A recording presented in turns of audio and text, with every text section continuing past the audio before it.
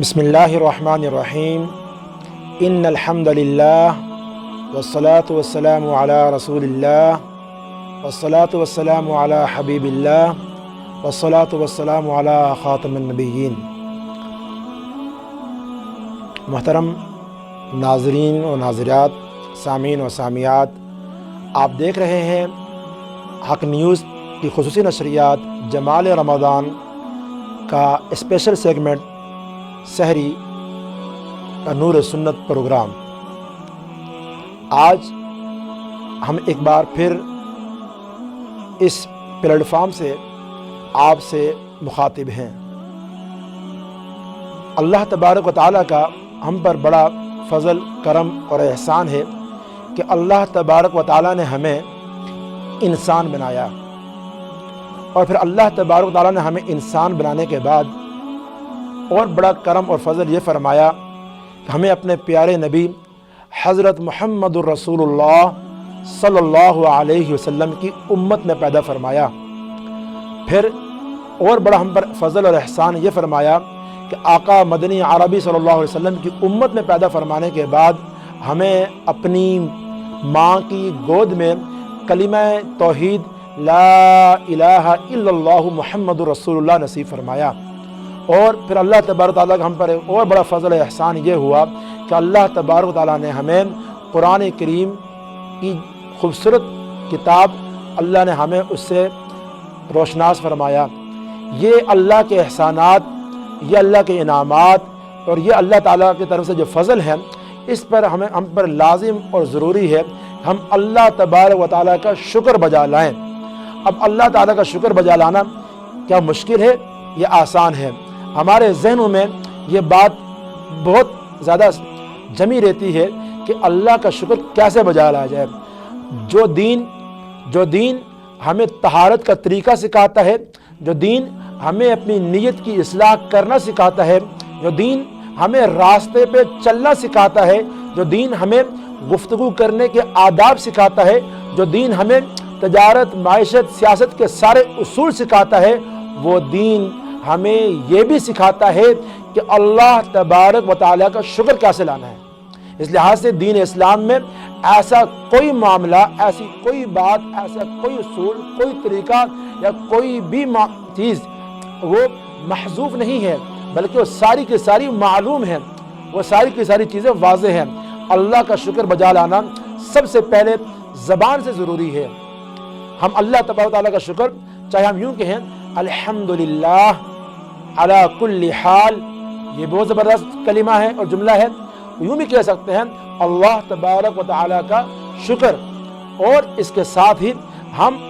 اگلا جو معاملہ ہے ہم وہ عمل سے اللہ کا شکر بجا لائیں۔ وہ عمل کیا ہوگا؟ تو گویا کہ اللہ کا شکر بجا لانے کا جو عملی طریقہ ہے وہ یہ ہے کہ اللہ کے جتنے بھی احکامات ہیں ہم وہ اللہ کے سامنے عاجزی کے ساتھ، پوری نیازمندی کے ساتھ سر جھکا کر اسے قبول کر لیں، اور رسول اللہ صلی اللہ علیہ وسلم کی جتنی بھی تعلیمات ہیں ان تمام تعلیمات کو ہم دل سے، جان سے، زبان سے قبول کر لیں۔ یہ جامع شکر بجا لانے کا ایک اصول ہے۔ اب ہماری زندگی میں رمضان المبارک کا جو مقدس مہینہ داخل ہو چکا ہے، اس مقدس مہینے میں اللہ تعالیٰ کا شکر بجا لانا اور زیادہ آسان ہو چکا ہے، اور زیادہ احسن اور بہتر ہو چکا ہے۔ سب سے پہلی چیز میرے پیارے نبی، آپ سب کے پیارے نبی حضرت محمد عربی صلی اللہ علیہ وسلم کا فرمان ہے کہ الصوم جنۃ وان الجنۃ تحمی من النار، کہ روزہ ایک ڈھال ہے، اور ڈھال جو ہے وہ جہنم کی آگ سے بچاتی ہے۔ ہم یہ رمضان کا جو مقدس مہینہ ہے، اس مقدس مہینے میں ہم جو روزہ رکھے ہیں، اور ابھی سحری کے وقت جو ہے ہم روزہ رکھنے کے بعد ہم پورا دن گزاریں گے، گویا کہ آج کا روزہ یہ میرے لیے، آپ کے لیے، سارے مومنین اور ساری مومنات کے لیے ایک ڈھال بن چکا ہے۔ اب یہ ڈھال کس چیز سے ہے؟ آگے پیارے عربی صلی اللہ علیہ وسلم نے فرما دیا ہے کہ یہ ڈھال جہنم کی آگ سے ہے۔ دیکھیں دنیا میں ہمیں جس سے کوئی خطرہ ہوتا ہے ہم اپنے آپ کو اس سے بچانے کے لیے، محفوظ کرنے کے لیے اپنے گھر کی دیوار کو مضبوط رکھتے ہیں، اپنے علاقے میں سیکورٹی کا نظام مضبوط رکھتے ہیں، اور اسی طریقے سے دیگر کوئی بھی اگر ہمیں کسی سے خطرہ ہو ہم اس کے لیے اپنے ایک مضبوط ڈھال رکھتے ہیں۔ اپنے جسم پہ بھی اگر کوئی خطرہ ہو تو اپنے جسم پر بھی ہم اپنے ڈھال بناتے ہیں۔ ایسے ہی مسلمانوں کے لیے اللہ تبارک و تعالیٰ نے قرآن کریم میں آقا مدنی عربی وسلم کی احادیث مبارکہ میں یہ بتا دیا گیا ہے کہ اے مسلمانوں، تمہاری غلطیوں کی وجہ سے، تمہاری کوتاہیوں کی وجہ سے، تمہارے گناہوں کی وجہ سے تمہیں جہنم میں ڈالا جائے گا، تمہیں جہنم میں ڈالا جائے گا۔ یہ رمضان کا مہینہ، یہ جہنم کے دروازے بند ہو چکے ہیں، جنت کے دروازے کھل چکے ہیں، رحمت آ رہی ہے اور رحمت کے عشرے میں ہم داخل ہیں۔ اب بتا دیا گیا ہے کہ اب تمہارے پاس آج کا روزہ، کل کا روزہ، رمضان کے مکمل تمام روزے یہ ڈھال ہیں۔ کس چیز کے ڈھال ہیں؟ جہنم سے بچنے کے لیے۔ اب ہمیں کرنا کیا ہے کہ یہ اس ڈھال کو ہم نے استعمال کرنا ہے۔ وہ سامنے سے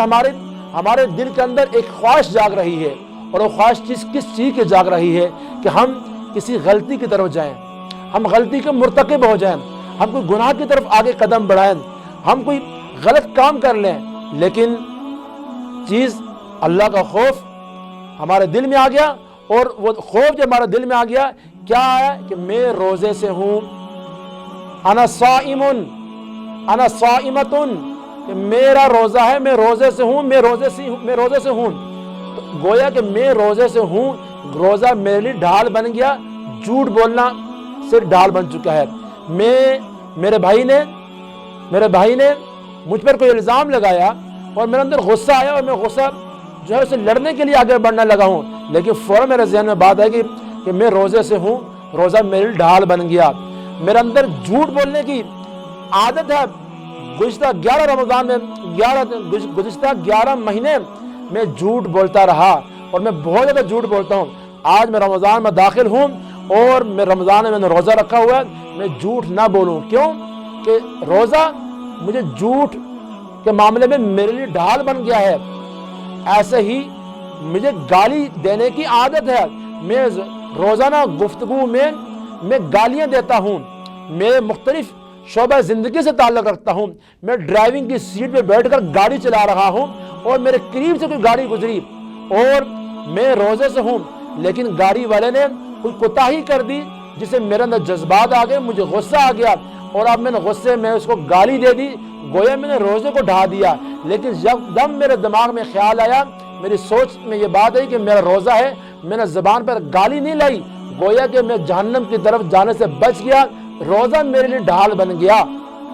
ایسے ہی میں کاروبار کر رہا ہوں، میں تجارت کر رہا ہوں، میں لوگوں کے سامنے تو کوشش کر رہا ہوں کہ ایک اچھے طریقے سے ان کو ناپ تول کر دوں، لیکن کہیں سے کوئی خفیہ میں خطا کر رہا ہوں، دوسرے کی آنکھ میں دھول جھونکنے کے لیے میں کپڑے کے ناپنے میں ماپنے میں کوئی کوتاہی کر رہا ہوں، میں سامان کے بیچنے میں کوئی کوتاہی کر رہا ہوں، لیکن رمضان کا مہینہ ہے، روزہ ہے، میرے دل میں یہ خوف ہے، اللہ دیکھ رہا ہے اور میرا روزہ ہے، تو روزہ جو ہے یہ ڈھال بن کر مجھے جہنم سے بچا رہا ہے۔ ایسے ہی ہم گھر کے اندر اپنی اولاد کے ساتھ، اپنے بیوی بچوں کے ساتھ، اپنے عزیز رشتہ داروں کے ساتھ، سب کے ساتھ ہمارے معاملات ہیں، لیکن میں اپنے گھر میں اپنی اولاد کی اچھی تربیت کر رہا ہوں، لیکن اچھی تربیت میں کہیں میں ان کا حق نہیں ضائع کر رہا ہوں۔ میری بیوی ہے گھر میں اور بیوی کے مجھ پر بہت زیادہ حقوق ہیں، میں ان حقوق کو پورا کرنے کی کوشش کر رہا ہوں، اور کوشش اگر میں کوئی کوتاہی کر رہا ہوں لیکن مجھے سمجھ آ رہی ہے کہ میں روزے سے ہوں، روزہ میرے لیے ڈھال ہے، تو میں اس کے تمام حقوق جو ہے وہ پورے کر رہا ہوں کہ یہ جہنم کی طرف نہ چلے جاؤں۔ اس رمضان کے مہینے اپنی بیوی کے ساتھ کوئی زیادتی نہ ہو جائے، کوئی کوتاہی نہ ہو جائے، اپنی اولاد سے کوئی کوتاہی نہ ہو جائے، اپنی عوام سے کوئی کوتاہی نہ ہو جائے۔ میرے ماتحتی میں جو لوگ کام کر رہے ہیں، میں کسی آفس کے اندر جاب کر رہا ہوں، آفس کے اندر مجھے اللہ نے کسی عہدے اور منصب پر بٹھا دیا ہے، میں وہاں مینیجر ہوں، میں وہاں پر کوئی بھی میرے پاس کوئی عہدہ ہے، لیکن میں اپنے ماتحتوں پر آسانی کر رہا ہوں اور ان کے معاملے میں کوئی کوتاہی نہیں کر رہا ہوں۔ رمضان کا مہینہ ہے، روزہ ہے، اور روزے کی حالت میں کوئی ایسا غلط اپنے ماتحتوں کو جملہ نہیں کہوں گا، کوئی ان کو گالم گلوچ نہیں کروں گا، کوئی سختی نہیں کروں گا، کوئی ڈانٹ ڈپٹ نہیں کروں گا، کیونکہ میں روزے سے ہوں۔ یہ روزہ جو ہے یہ میرے لیے ڈھال بن گیا ہے جہنم کی طرف جانے کے لیے یا جہنم کو میری طرف آنے کے لیے. درمیان میں روزہ کھڑا ہو گیا ہے اور میں جہنم سے بچ رہا ہوں. اس لیے میرے پیارے مسلمان بھائیوں اور مسلمان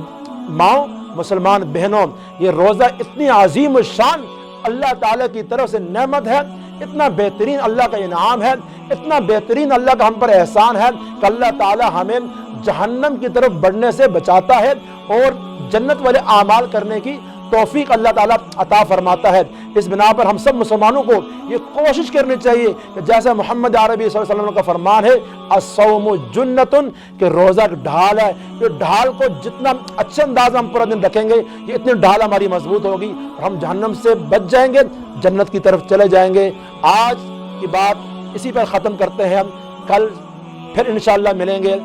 وما علینا الا البلاغ المبین. لا الہ الا اللہ محمد رسول اللہ، لا الہ الا اللہ محمد حبیب اللہ.